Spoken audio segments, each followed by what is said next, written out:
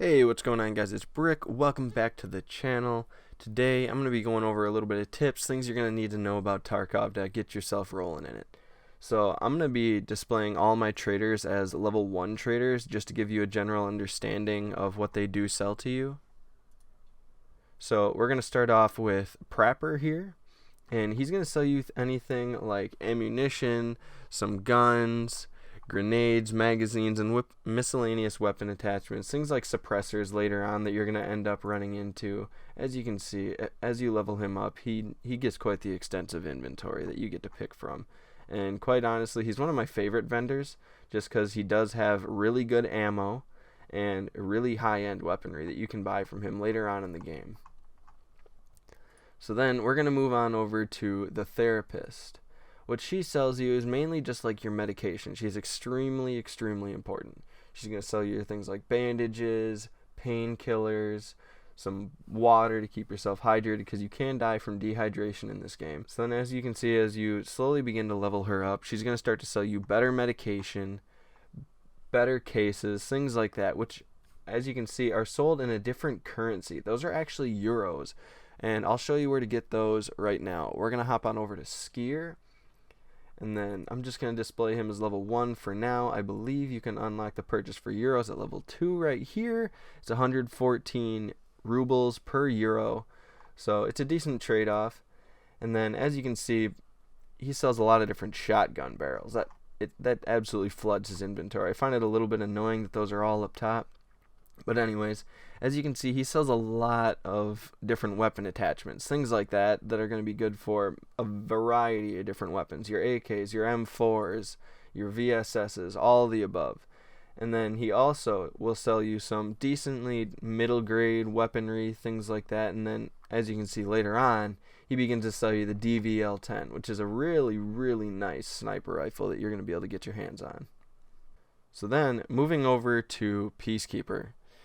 Most of his purchases are going to be done with US dollars, which you can purchase at level 1 from him, so it's not a problem, but just know that most of his purchases will be done with US dollars or some sort of equivalent trade.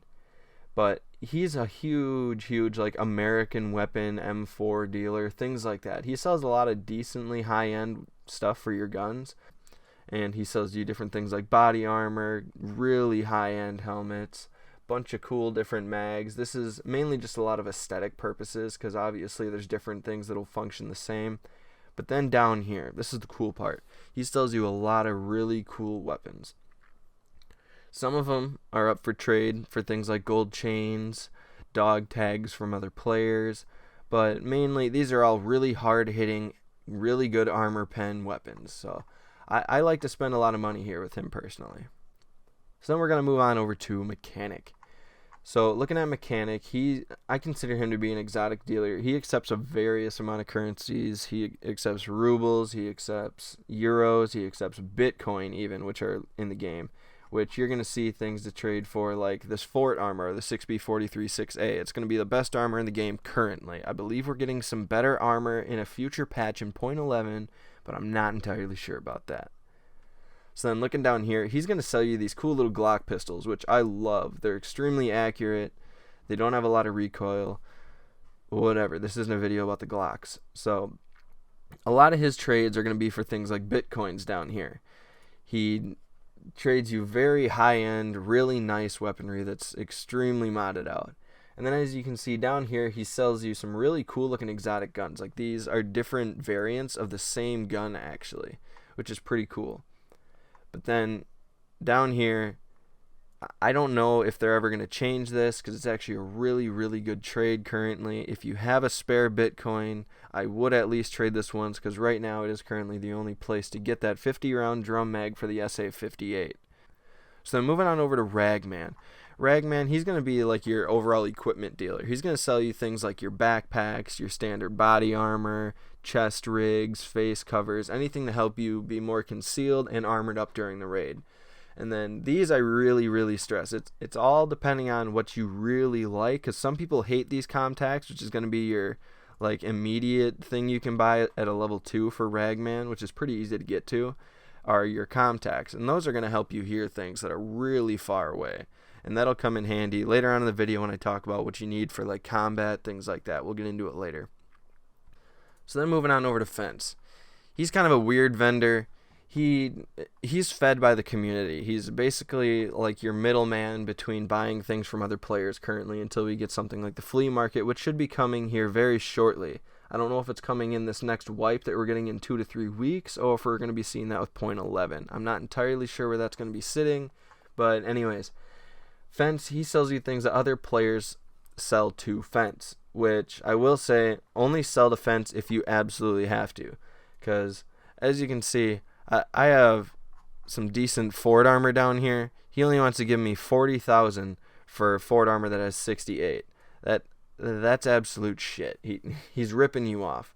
Sometimes you'll be able to find yourself a rare item sitting in here that a player has sold to him just to try and help the community out, but those things, they sell out so fast that you're probably never going to end up seeing them realistically. So Fence, he's just kind of like a last resort, sell to him if no one else will buy it from you kind of guy.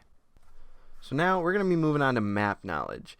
And there's only a couple of things you're really going to need to know about the actual map knowledge, and that's going to be like do your best to study maps. Go online, look on Google, download maps, have them up on a different monitor, anything that's going to help you out to know where you're at and where you need to go on the map. Being lost is just going to absolutely not only ruin the experience because you're just going to be running around like a chicken with your head cut off and then probably end up dead, but you're not going to know where other players could possibly be hiding. So do your best to study those maps. And then also play to your strengths, which I mean extremely literally. Like if you do well on one map and you do shitty on another, obviously you should not be playing on the map very often that you're doing shitty on. I'm not saying completely avoid it, because you do need to get in there and learn it sooner or later, but until you're more comfortable in the game, you're going to want to try and play on a map that you're going to be doing better at to give you a better look on the game and make your experience overall just a little bit better. You're going to have 5 maps currently in the game. I believe we're going to be getting Terra Labs with point 11. So hopefully I'll do an update video when that comes out. But for now, I'm just going to let you know that Woods is a larger map with long and medium range combat. Interchange is another really large map, but it's a shopping mall. So you can see anything from long range all the way down to some close quarters combat there. Factory is an extremely small, fast-paced, close quarters combat kind of setup there. Customs is kind of like the middle ground for the size of the maps here, and you're going to see anything from long, medium range, and sometimes close quarters over there in the dorms. Shoreline is an absolutely huge map that just has open fields, little patches of woods, a big resort. I mean, you're going to run into pretty much anything you can there. So let's touch a little bit here on combat, things you're going to want to try to be paying attention to when you're in a firefight, things of that sort. So you're always going to want to try and keep track of your location versus the enemy's location. Always make sure you know where they are compared to you, hold the proper angles, and never lose track of that target. Always have the proper setup for your intended play style. And what I mean by that is, if you want to run around, be really fast, make sure you're not wearing huge, bulky equipment that's going to slow you down. Because the heavier you are, the slower your maximum speed is as a character, and the slower your stamina is going to end up regenning. So always pay attention to those things when it comes to your gear setup. Like I said, when it comes to the maps, play to your strengths. Bring guns you're good with. Don't skimp out on gear, because you're going to slowly begin to realize that gear fear is something you're going to have to get over. And using better weapons will actually make you do better in the game, because you're suiting those weapons to your specific needs and likes, which will help you do better in the game overall. A huge thing I really stress in combat is bring grenades. Flashbangs are extremely cheap and highly effective. I always bring 3-4 of them into every raid, so be sure to always bring a couple of them into raids. And then, as I was talking about back with Ragman, how he sells those contacts and stuff, they play a huge part in combat. If you're wearing things like contacts, it amplifies a lot of the sound that surrounds you, making it easier for you to pick up audio cues, locate enemies before you even see them, and they even know you exist by simply listening for certain surfaces that they walk on, things of that sort. So always be listening when you're in combat for those extra audio cues to give away your enemy's position. So here's the part of the video that I'm sure everyone wants to know how to do, and that's making money and XP. And there's a million different ways you can make money and XP in this game, but the best raw way to do so is to do your tasks from your traders. If you have tasks available and you have the means to do them and the ability, then you should be doing them, because they're going to yield the most amount of XP for the effort that you're going to be putting in. Obviously, sooner or later, you're going to run into the issue of not having a certain resource, not having the ability to go to a certain place, not having something that you need for the quest. Anything can pop up when it comes to this stuff. So then you're just going to have to go back to the raw grind. And where I prefer to do that is going to be Factory. It's a really small, fast-paced combat scenario that you're going to be placed in, where there's all kinds of scavs. There's 5 other players besides yourself that are on that map, and you can yield all kinds of loot off just quick running in there, maybe killing 2-3 PMCs, grabbing their tags, selling them for 15k a piece possibly, and then selling off all their gear. And I always recommend, when you're trying to make money, use the biggest backpack you have. There's no reason for a large backpack to just sit in your inventory and gather nothing for you. It's not earning you money there, and if you can fill a backpack one time, it paid for itself easily. Even a tri-zip is only 27,000 rubles, which 2 guns can easily pay for that. So always bring your biggest backpack. But a huge thing I want to stress is grabbing dog tags. Dog tags are going to be able to give you trades, they're going to sell for an insane amount of money, and always throw them in your secure container. But quite honestly, there's not really a whole lot more to making the money and XP in this game. It's pretty straightforward. So always grab the dog tags, fill the biggest backpack you can, and sooner or later you'll be sitting on top of the world with all the cash you can dream of in Tarkov.